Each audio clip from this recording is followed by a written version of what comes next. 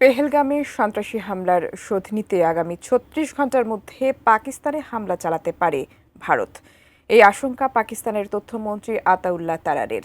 পাকিস্তানে হামলা চালাতে ভারতের প্রধানমন্ত্রী নরেন্দ্র মোদী সেনাবাহিনীকে পূর্ণ স্বাধীনতা দেওয়ার পর তারার এ কথা বললেন।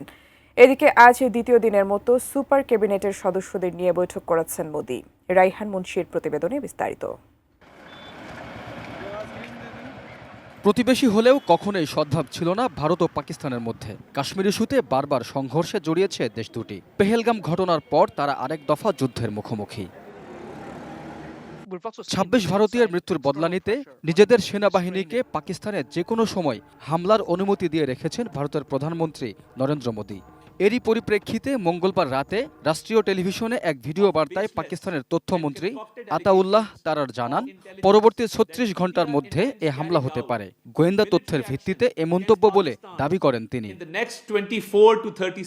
নিরপেক্ষ তদন্ত ছাড়াই পেহেলগাম কাণ্ডে পাকিস্তানকে দায়ী করায় আতাউল্লাহ তারার ভারতের উদ্দেশ্য নিয়েও প্রশ্ন তোলেন।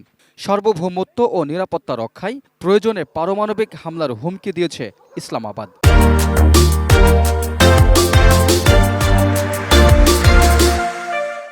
তবে দেশটির উপপ্রধানমন্ত্রী ইসহাকদার বলেছেন, পাকিস্তান আগ বাড়িয়ে হামলা করবে না, ভারত করলে তার জবাব দেবে।